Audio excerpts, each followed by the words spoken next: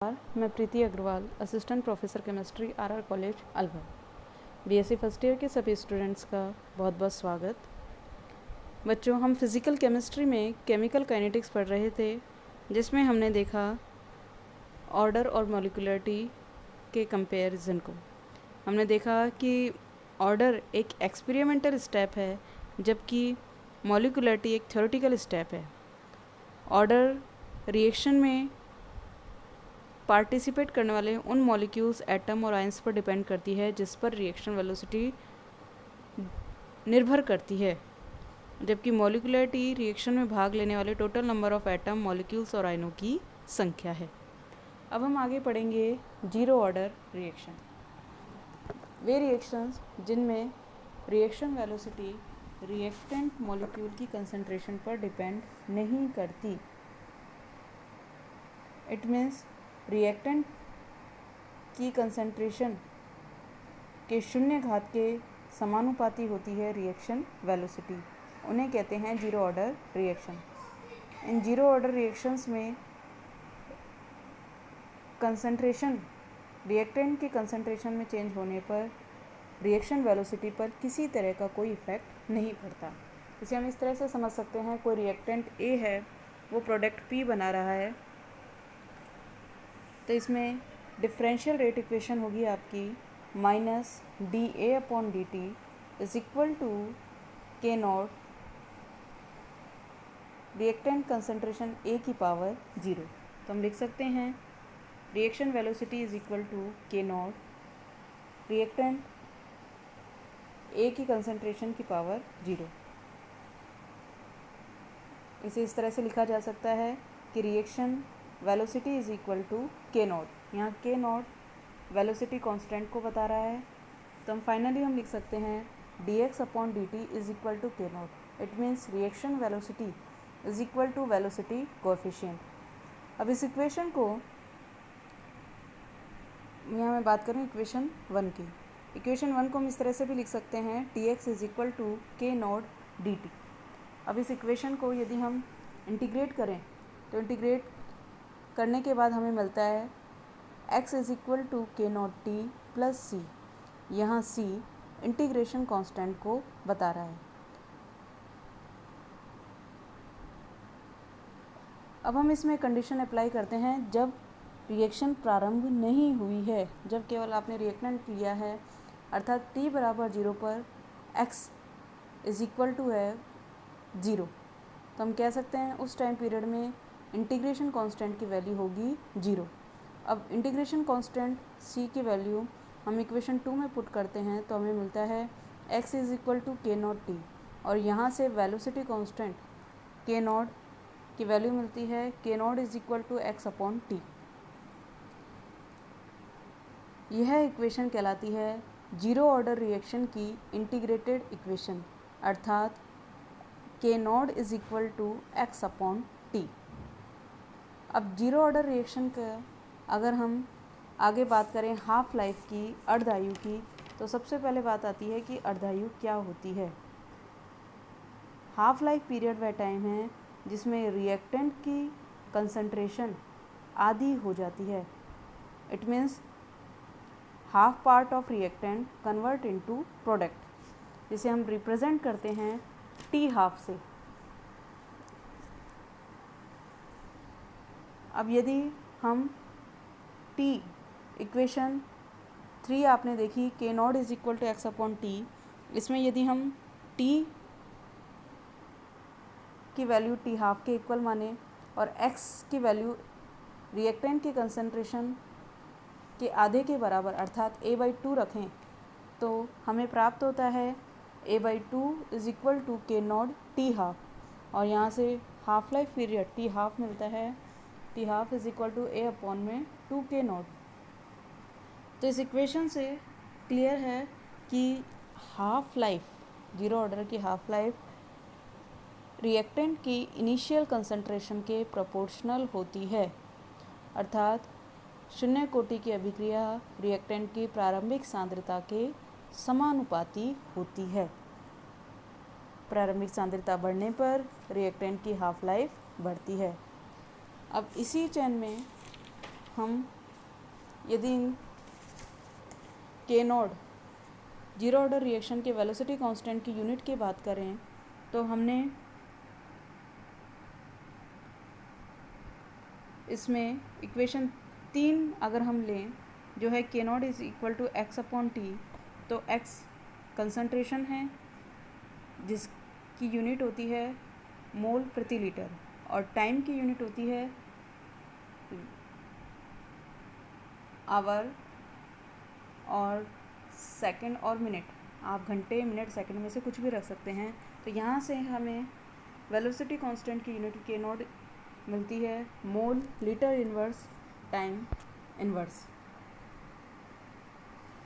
अब हम इसका ग्राफिकल रिप्रेजेंटेशन देखें, अर्थात यदि हम रिएक्टेंट की कंसंट्रेशन और टाइम के बीच में कर्व प्लॉट करें तो हमें स्ट्रेट लाइन प्राप्त होती है। अर्थात यदि आप इक्वेशन 3 देखें तो इक्वेशन 3 के अकॉर्डिंग यह सीधी रेखा हमें प्राप्त होगी। अब आगे बात आती है एग्जाम्पल की। जीरो ऑर्डर रिएक्शन के कौन कौन से एग्जाम्पल हैं? तो यदि हम अमोनिया का कैटालिस्ट टंगस्टन या गोल्ड की प्रेजेंस में डिकम्पोजिशन करवाते हैं, नाइट्रोजन और अमोनिया बनती है, तो यह जीरो ऑर्डर रिएक्शन का एग्जाम्पल है। इसी तरह नाइट्रस ऑक्साइड प्लेटिनम वायर की प्रेजेंस में टूटता है, तो यह भी जीरो ऑर्डर रिएक्शन है। हाइड्रोजन आयोडाइड का डिकम्पोजिशन गोल्ड की प्रेजेंस में भी जीरो ऑर्डर रिएक्शन का एग्जाम्पल है। हाइड्रोजन और क्लोरीन सनलाइट की प्रेजेंस में यदि हाइड्रोजन क्लोराइड बना रहे हैं तो यह भी जीरो ऑर्डर रिएक्शन है। जीरो ऑर्डर रिएक्शन में एक चीज़ आप ध्यान रखना, यदि कोई मेटल कैटालाइज्ड रिएक्शन है, फोटो कैटालाइज्ड रिएक्शन है, तो वो सभी जीरो ऑर्डर की कैटेगरी में आती हैं।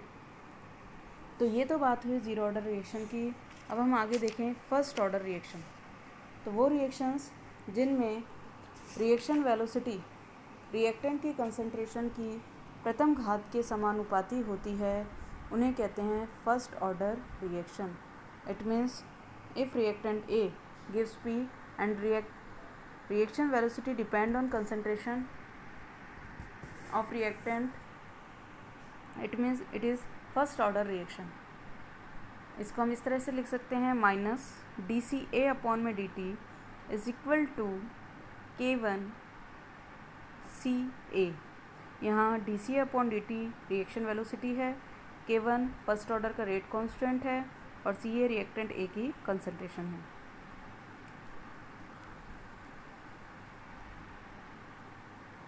यदि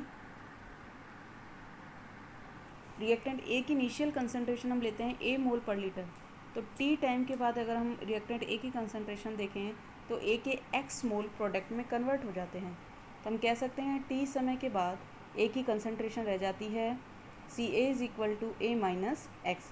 तो लॉ ऑफ मास एक्शन के अकॉर्डिंग हम कह सकते हैं कि minus D A minus X upon में D T proportional to A minus X.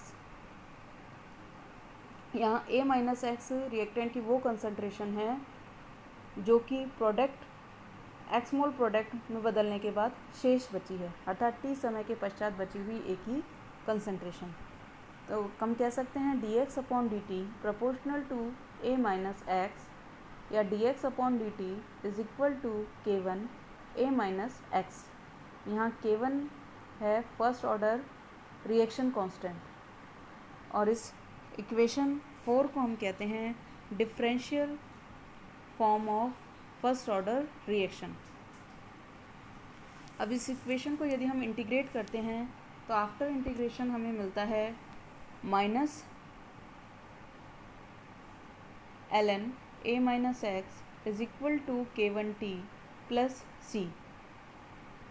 यहाँ सी इंटीग्रेशन कांस्टेंट है और जब आप t बराबर 0 तथा x बराबर 0 रखते हैं तो इक्वेशन 5 से हमें c की वैल्यू प्राप्त होती है नेगेटिव एल एन ए। अब यहाँ से इंटीग्रेशन कांस्टेंट की वैल्यू इक्वेशन 5 में यदि हम पुट करें तो हमें मिलता है negative L N A minus X is equal to K one T minus L N A. तो यहाँ से हमें finally K one first order reaction velocity constant की वैल्यू प्राप्त होती है K one is equal to 2.303 upon में T log A upon में A माइनस एक्स। यह इक्वेशन फर्स्ट ऑर्डर रिएक्शन की इंटीग्रेटेड रेट इक्वेशन कहलाती है।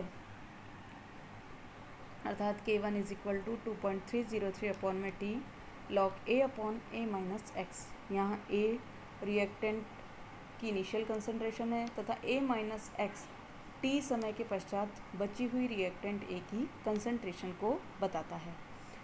अब यदि हम log A upon A minus x तथा टाइम के बीच में कर्व प्लॉट करें तो हमें एक स्ट्रेट लाइन प्राप्त होती है जिसका स्लोप K1 अपॉन में 2.303 के इक्वल होता है।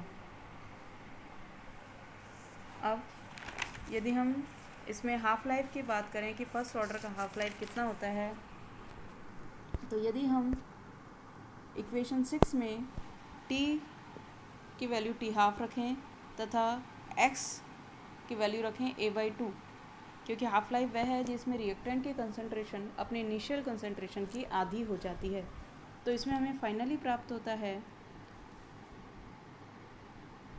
t half is equal to 2.303 upon में K1 लॉग A अपॉन में A/2 is equal to 0.693 upon में K1। यहाँ t हाफ हमें प्राप्त हुआ 0.693 अपॉन में K1। इसमें आप देख सकते हो कि फर्स्ट ऑर्डर रिएक्शन में हाफ लाइफ रिएक्टेंट कंसंट्रेशन पर डिपेंड नहीं करती, अर्थात रिएक्टेंट की कंसंट्रेशन कितनी भी हो हाफ लाइफ चेंज नहीं होगी। अब उसके बाद यदि हम रिएक्शन वेलोसिटी कांस्टेंट की यूनिट की बात करें तो हम इसकी इंटीग्रेटेड इक्वेशन देखें। Equation 6 K1 is equal to 2.303 upon में T log A upon A minus X, और इसमें हम देखें T की वैल्यू, T की इकाई होती है आपकी टाइम, घंटा हो सकता है, मिनट हो सकता है, सेकंड हो सकता है। कंसंट्रेशन की वैल्यू, कंसंट्रेशन की यूनिट है मोल पर लीटर। तो यहाँ से हमें वेलोसिटी कांस्टेंट की यूनिट प्राप्त होती है टाइम इनवर्स। तो फर्स्ट ऑर्डर रिएक्शन की वेलोसिटी कांस्टेंट की यूनिट होगी टाइम इनवर्स। अब इसके फाइनली हम एग्जांपल देखें तो एजोआइसोप्रोपेन का थर्मल डिकम्पोजिशन, शुगर केन का इन्वर्जन, एस्टर का एसिडिक हाइड्रोलिसिस, ऑक्जेलिक एसिड का डिकम्पोजिशन, अमोनियम नाइट्राइड का डिकम्पोजिशन फर्स्ट ऑर्डर रिएक्शन है। और इसका सबसे मोस्ट इम्पॉर्टेंट एग्जांपल है radio active disintegration. Radio active disintegration भी फर्स्ट ऑर्डर रिएक्शन का एग्जांपल है, ये जनरली पूछा जाता है। तो आज हमने जीरो ऑर्डर फर्स्ट ऑर्डर के बारे में पढ़ा। आज के लिए इतना ही, धन्यवाद।